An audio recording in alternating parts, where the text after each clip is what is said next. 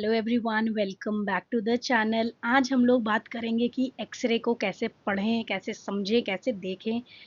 बहुत कंफ्यूजिंग है, समझ ही नहीं आता बच्चों को कि अरे एक्सरे में ये क्या है, ये कैसे पता चलेगा, ये सब क्या दिख रहा है, ये अलग अलग कलर्स क्यों दिख रहे हैं।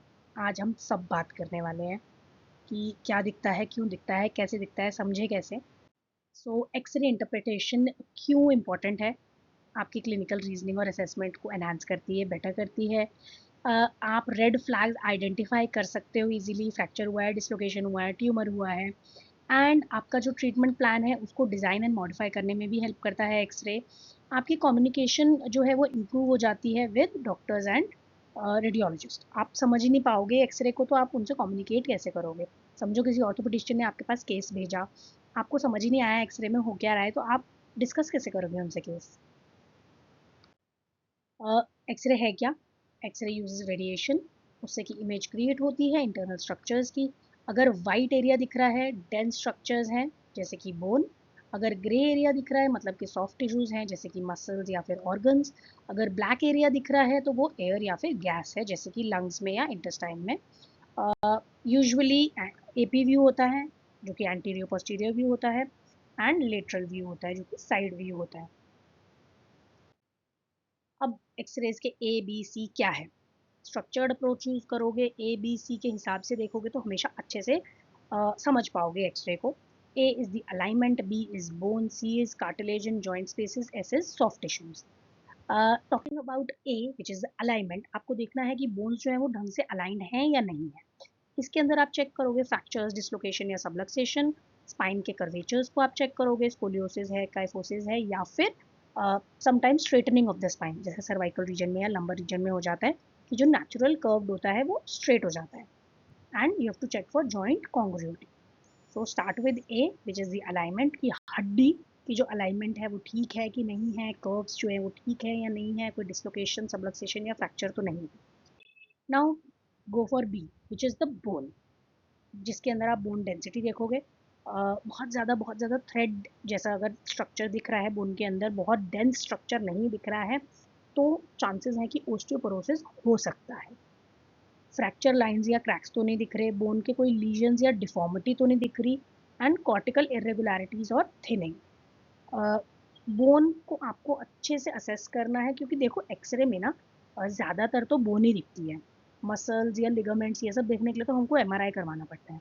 तो बोन की स्टडी बहुत अच्छे से कर सकते हो आप एक्सरे में, जिसमें आप बोन की डेंसिटी चेक कर सकते हो, फ्रैक्चर लाइंस या क्रैक्स देख सकते हो, कोई बोन में डिफॉर्मिटी तो नहीं बन रही, कोई ट्यूमर तो नहीं बन रहा, एंड कॉर्टिकल इरेगुलरिटीज या बहुत थिनिंग तो नहीं हो रही है। Now talking about C which is the cartilage या फिर joint spaces.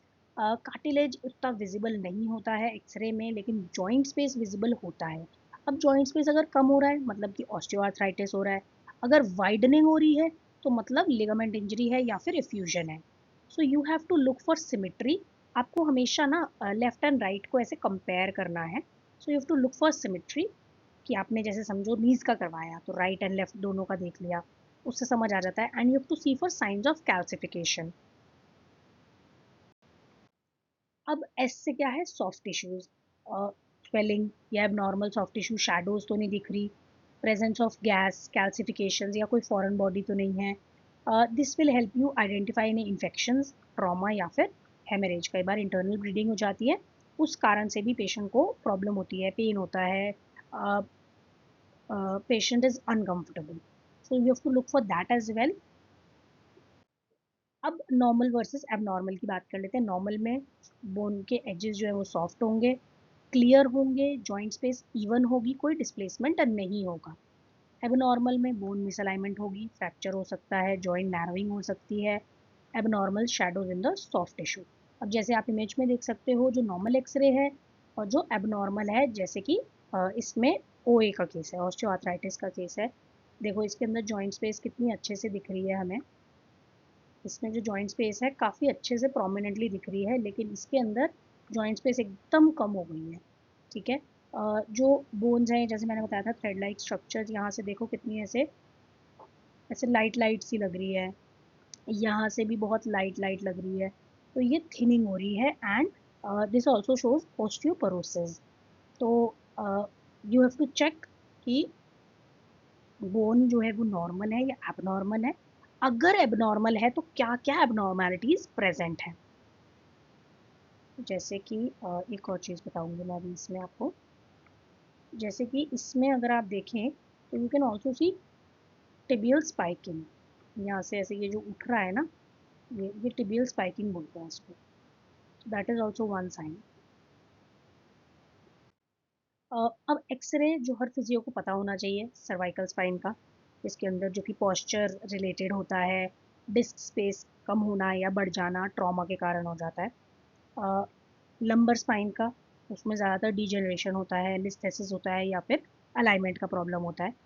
Then knee joint का, जिस उसमें ज़्यादातर ओए होता है, जॉइंट स्पेस का नैरोइंग एंड फ्रैक्चर्स हो जाते हैं। शोल्डर का पता होना चाहिए, उसमें ज़्यादातर डिसलोकेशंस होती हैं, कैल्सिफिक डिपॉजिट्स हो जाते हैं। हिप एंड पेल्विस में ज़्यादातर एसआई जॉइंट चेंजेस आते हैं या फ्रैक्चर्स होते हैं। एंकल एंड फुट में मोस्ट कॉमनली पोस्ट फ्रैक्चर, ये पोस्ट ट्रॉमा रिकवरी के लिए चाहिए होता है। फ्रैक्चर्स या ट्विस्ट हो जाना, ये सब is very common. Tips for better interpretation, हमेशा जो है आप साइड टू साइड चेक करेंगे, left and right, and patient की इंफॉर्मेशन से क्रॉस चेक करेंगे। मतलब लेफ्ट एंड राइट को कंपेयर करना है basically. Use at least to views, कोशिश करो कि एपी एंड लेटरल व्यू दोनों मिल जाएं, क्योंकि कई बार कुछ चीज़ें एपी व्यू में होती हैं, लेटरल में मिस हो जाती हैं, कुछ चीज़ें लेटरल में होती हैं, एपी में मिस हो जाती हैं। नॉर्मल एक्सरे से कंपेयर करना है आपको, अब नॉर्मल वाले को। अनाटमिकल लैंडमार्क्स आपको पता होने चाहिए, तभी आप एक्सरे को अच्छे से रीड एंड अंडरस्टैंड कर पाएंगे। एंड क्लिनिकल सिम्टम्स से कोरिलेट भी करना है कि पेशेंट ये इन्फॉर्मेशन दे रहा है, एक्सरे में ये दिख रहा है तो ये हो सकता है। वो आपको विद एक्सपीरियंस ही आएगा, ऐसे नहीं आएगा।